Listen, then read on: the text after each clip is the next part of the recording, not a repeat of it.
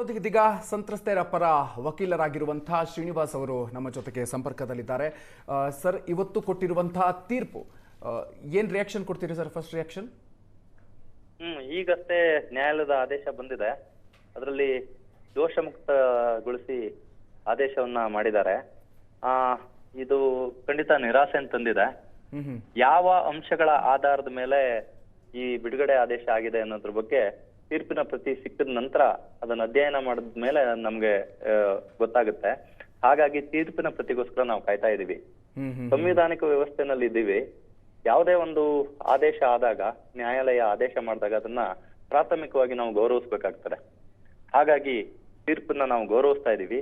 ಅದ್ರ ಭಿನ್ನಾಭಿಪ್ರಾಯಗಳು ಏನಾದ್ರು ಇದ್ರೆ, ಯಾವ ಕಾರಣಗಳ ಆಧಾರದ ಮೇಲೆ ಈ ಆದೇಶ ಬಂದಿದೆ ಅಂತ ಸ್ಟಡಿ ಮಾಡಿ ಭಿನ್ನಾಭಿಪ್ರಾಯ ಇತ್ತು ಅಂತ ಹೇಳಿದ್ರೆ ಅದ್ರ ಬಗ್ಗೆ ಕೂಲಂಕಷವಾಗಿ ಚರ್ಚೆ ಮಾಡಿ, ನಾವು ಪೋಷಕರ ಜೊತೆ, ಮಕ್ಕಳ ಜೊತೆ ಮತ್ತೆ ಸಂಸ್ಥೆ ಜೊತೆ ಚರ್ಚೆ ಮಾಡಿ ಅದ್ರ ಮೇಲೆ ಏನು ಮೇಲ್ಮನವಿ ಸಲ್ಲಿಸಬೇಕು ಅದ್ರ ಬಗ್ಗೆ ಚರ್ಚೆ ನಂತರ ನಾವು ತೀರ್ಮಾನ ತಗೋತೀವಿ ಸರ್.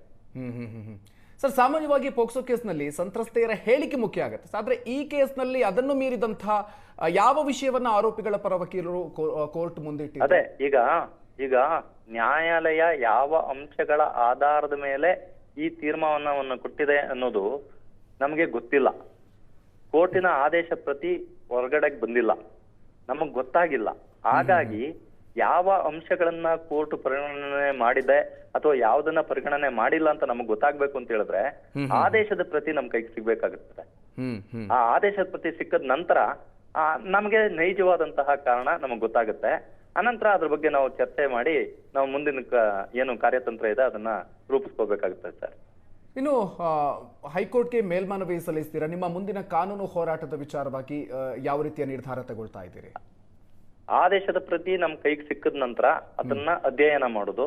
ಓಕೆ, ಸೂಕ್ತ ಕಾರಣಗಳಿದೆಯಾ, ಯಾವ್ದಾದ್ರು ಕಾನೂನು ಅಂಶಗಳನ್ನ ಪರಿಗಣನೆ ಮಾಡಿಲ್ವಾ ನ್ಯಾಯಾಲಯ, ಇದನ್ನೆಲ್ಲ ನಾವು ಅಧ್ಯಯನ ಮಾಡ್ಬೇಕಾಗ್ತಾರೆ. ಅಧ್ಯಯನ ಮಾಡ್ಬೇಕು ಅಂತ ಹೇಳಿದ್ರೆ ಆ ತೀರ್ಪಿನ ಪ್ರತಿ ನಮ್ ಕೈಗೆ ಸೇರ್ಬೇಕು. ಅನಂತರ ನಮ್ಮ ಮುಂದಿನ ನಡೆ ಮತ್ತೆ ತೀರ್ಮಾನ ಇರುತ್ತೆ ಸರ್. ಸರ್, ಒಂದ್ ಕಡೆ ಮುರುಘಾಸ್ವಾಮಿ ಕಡೆಯವರು ಕೂಡ ಇಡೀ ಕೇಸೇ ಸುಳ್ಳು ಅಂತ ಹೇಳ್ತಾ ಇದ್ದಾರೆ. ಇನ್ನು ಕೋರ್ಟ್ ಆದೇಶ ಕೂಡ ಅದೇ ರೀತಿಯಾಗಿ ಬಂದಿರೋದು. ನೋಡಿ, ಯಾವುದೇ ಆರೋಪಿಗೂ ಸಹ ಸಂವಿಧಾನಬದ್ಧವಾಗಿ ತಾನು ನಿರ್ದೋಷಿ, ತಾನು ತಪ್ಪಿತಸ್ಥ ಅಲ್ಲ ಅಂತ ಹೇಳ್ಕೊಳ್ಳುವಂತ ಸಂವಿಧಾನ ಹಕ್ಕು ಇರುತ್ತದೆ. ಆಯ್ತಾ? ಆ ಹಕ್ಕನ್ನ ಸಂವಿಧಾನವೇ ಕೊಟ್ಟಿರೋದ್ರಿಂದ ನಾವು ಅದನ್ನ ಇಲ್ಲ ಅಂತ ಹೇಳಲಿಕ್ಕೆ ಆಗೋದಿಲ್ಲ. ನ್ಯಾಯಾಲಯವೂ ಸಹ ಇವತ್ತು ನಿರ್ದೋಷಿ ಅಂತ ಆದೇಶವನ್ನ ಮಾಡಿದೆ. ನ್ಯಾಯಾಲಯ ನಿರ್ದೋಷಿ ಅಂತ ಆದೇಶ ಮಾಡಿದ ತಕ್ಷಣ ಅದೇ ಅಂತಿಮ ಆಗೋದಿಲ್ಲ. ಆ ಆದೇಶವನ್ನ ನಾವು ಗೌರವಿಸ್ತೀವಿ. ಒಂದು ವೇಳೆ ನಮ್ಗೆ ಭಿನ್ನಾಭಿಪ್ರಾಯ ಇದ್ರೆ, ಕೊಟ್ಟಂತಹ ಕಾರಣಗಳು ಸೂಕ್ತ ಆಗಿಲ್ಲ ಅಂತ ಅನ್ನೋದಾದ್ರೆ ನಾವು ಅದ್ರ ಮೇಲೆ ಅಪೀಲ್ ಹಾಕ್ಲಿಕ್ಕೂ ಸಹ ಇದೇ ಸಂವಿಧಾನಬದ್ಧವಾದಂತಹ ವ್ಯವಸ್ಥೆನಲ್ಲಿ ಅವಕಾಶ ಇದೆ.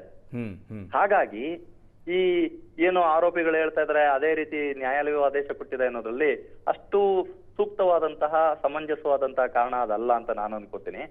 ಹಾಗಾಗಿ ಅಪೀಲ್ ಹಾಕ್ಲಿಕ್ಕೂ ಅವಕಾಶ ಇರೋದ್ರಿಂದ ಮೊದಲು ಕೋರ್ಟಿನ ತೀರ್ಪಿನ ಪ್ರತಿ ನಮ್ ಕೈ ಸೇರಿದ್ಮೇಲೆ ಅದನ್ನ ಅಧ್ಯಯನ ಮಾಡಿ ಮುಂದಿನ ನಡೆ ಬಗ್ಗೆ ನಾವು ತೀರ್ಮಾನ ಮಾಡ್ತೀವಿ.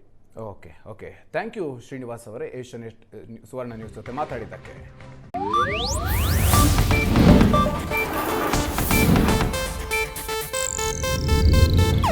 ಇದು ಏಷ್ಯಾನೆಟ್ ನ್ಯೂಸ್ ನೆಟ್ವರ್ಕ್ ಪ್ರಸ್ತುತಿ.